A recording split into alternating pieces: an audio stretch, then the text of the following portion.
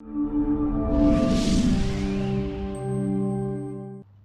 Escort car ഉണ്ടായിരുന്നെങ്കിൽ അതിലെങ്കിലും പോകാമായിരുന്നു. Party മീറ്റിംഗിന് പോകുന്നതുകൊണ്ടാ ഞാൻ escort വേണ്ട. നമ്മളില്ലാതെ മീറ്റിംഗ് തുടങ്ങില്ലല്ലോ. അല്ല, ശിക്ഷയായി പോയി. മിനിസ്റ്റർ ഇല്ലാതെ പാർട്ടി മീറ്റിംഗോ? എന്താണക്കപ്പാ, വല്ല രക്ഷയുണ്ടോ? വർക്ക്ഷോപ്പിൽ കൊണ്ടുപോകേണ്ടി വരുമെന്നാ തോന്നുന്നത്. പക്ഷെ വർക്ക്ഷോപ്പിൽ എങ്ങനെ എത്തിക്കും? കെട്ടിവലിച്ചോണ്ട് പോണ്ടേ? എനിക്കതല്ല, ഈ രാജ്യത്തെ ഒരു മന്ത്രി ബ്രേക്ക് ഡൗൺ ആയി കിടന്നിട്ട് തിരിഞ്ഞു നോക്കാനൊരു പട്ടിയെങ്കിലും ഉണ്ടോ നോക്കി. ഇക്കണക്കിന് പാവം ഗവർണറുടെ സ്ഥിതി എന്തായിരിക്കും? നിങ്ങളുടെ അനുഭാവികൾ കുറെ ഇവിടെയൊക്കെ കാണണമല്ലോ. അനുഭാവികളെക്കാൾ ഭേദം എതിരാളികളാ. എതിരാളികൾ എതിർക്കുമെന്നറിയാം, അനുഭാവികൾ തരം കിട്ടിയാൽ കാല് വരാൻ നോക്കും. സാറേ, ഇതുപോലൊരിക്കൽ ഞാനും നമ്മുടെ മറ്റേ മന്ത്രിയും കൂടി അദ്ദേഹത്തിന്റെ ബെൻസിലൊന്ന് യാത്ര ചെയ്തു. രാത്രി സമയം വണ്ടി വഴി ബ്രേക്ക് ഡൗൺ ആയി. അദ്ദേഹം എന്ത് ചെയ്തെന്ന് അറിയാമോ? എന്റെ ഗുരുവായൂരപ്പാ, വണ്ടി സ്റ്റാർട്ടാക്കി തരണേ എന്ന് പറയുകയും ചവിട്ട് ഗോപാലപിള്ള എന്നൊരു അലർച്ചയും. എന്ത് അതിശയമാണെന്നോ, വണ്ടി സ്റ്റാർട്ടായി പുഷ്പം പോലെ ഓടിപ്പോവുകയും ചെയ്തു. വണ്ടിയല്ല, ഭരണം ബ്രേക്ക് ഡൗൺ ആയാലും ഇറക്കി വിടല്ലേ ഗുരുവായൂരപ്പ എന്ന് പറഞ്ഞുകൊണ്ട് അദ്ദേഹം ഒരു ചവിട്ട് കൊടുത്താൽ മതി, ചക്രം ഉരുണ്ടോളും. ഒരു പോലീസ് ജീപ്പ് വരുന്നല്ലോ.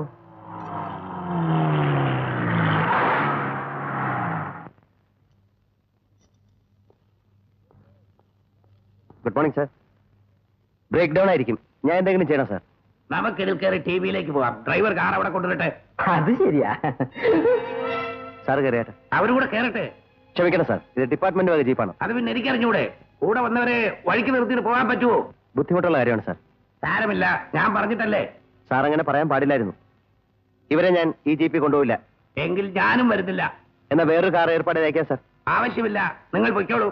സാർ,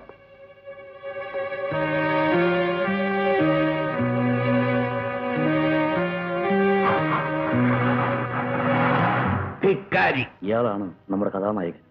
ഓഹോ, അത് ഇവരാണോ? അവിടെ പൊക്കണം സാർ, അല്ലെങ്കിൽ നമ്മുടെ പാർട്ടി ഇവിടെ പൊളിയും.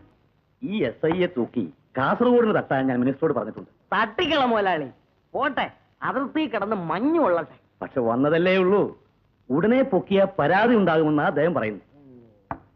എന്തോന്ന് പരാതി? പോകാൻ പറ മുതലാളി. ആ ദുഷ്ടനെ ഇവിടുന്ന് പൊക്കാതെ എന്നെ പോലുള്ളവർക്ക് ഇവിടെ ജീവിക്കാൻ ഒക്കില്ല. ചേട്ടനെന്താ കുഴപ്പം? ചൂത്തി കിട്ടിയിരുന്നത് മുഴുവൻ നിരോധിച്ചു കളഞ്ഞില്ലേ? അതില്ലാതെ ഒരു പോലീസുകാരൻ ജീവിക്കാനൊക്കോ മുതലാളി? അവനെ ഞാൻ ശരിയാക്കി തരാം, നിങ്ങൾ ധൈര്യമായിരിക്കേ. മുതലാളിയും സ്വപ്പം കുടിക്കും മുതലാളി, ഒരു രസവും ഇല്ലല്ലോ. ഞാൻ കുടിക്കാറില്ലെന്ന് നാരായണൻകുട്ടിക്ക് അറിഞ്ഞുകൂടെ? മുതലാളി തന്നെ ഉണ്ടാക്കി വിൽക്കുന്നത് കുടിച്ചാ ചത്തുപോകുമെന്ന് പേടിച്ചിട്ടായിരിക്കും. അതൊന്നും അല്ലടേ, ഒരു മുതലാളിയും കുടിക്കത്തില്ല, നമ്മളെ കൊണ്ട് കുടിപ്പിക്കും. നമ്മൾ അങ്ങനെ കുടിച്ച് കുടിച്ച് ഹനുമാന്മാരാകുമ്പോൾ അവരത് കണ്ടു രസിക്കും. അതാണ് അവരുടെ ഒരു സ്റ്റൈൽ. ചേട്ടാ, എന്താ ചേട്ടാ ഒന്നുകൂടി വേണ്ട, ഇത് രണ്ടാമത്തെ കുപ്പിയാ, എനിക്ക് മതിയടാ. ആ മുതലാളി വന്ന കാര്യം പറഞ്ഞില്ല. ഇപ്പോഴത്തെ കേസിൽ മുതലാളി ജയിച്ചു. എന്നാലും സൂക്ഷിക്കണം, SI ആള് വിന്താളന്. അവൻ എന്റെ രോമത്തിൽ തൊടാൻ പറ്റില്ലടോ. രാമ. ഭാഗ്യലക്ഷ്മി, ചേച്ചി. അയ്യോ മഹാലക്ഷ്മി. അക്ഷലക്ഷ്മി. ഇവർക്ക് പതിവുകൾ കൊണ്ടുവന്ന ഇതാ. അപ്പൊ പോവല്ലേ? കുപ്പി കുറച്ചുകൂടെ ഉണ്ടല്ലോ മുതലാളി, അവനെ ഞങ്ങൾ കൊണ്ടുപോയിക്കോട്ടെ. അത് ചോദിക്കാനുണ്ടോടാ? സ്പിരിറ്റിൽ ചായം കലക്കിയതാണെങ്കിലും അവന്റെ സ്പിരിറ്റ് എങ്ങനെ? പക്ഷെ ഞാൻ എങ്ങനെ വീട് വെച്ചു? ഈ പെണ്ണെ കിടന്നോട്ടെ മുതലാളി. വേണ്ട വേണ്ട, ഇവിടെ കിടക്കാൻ പറ്റില്ല. രാത്രിയിലെ വല്ല മന്ത്രിമാരും കയറി വന്ന് കണ്ടാ. അയ്യോ നേരാ.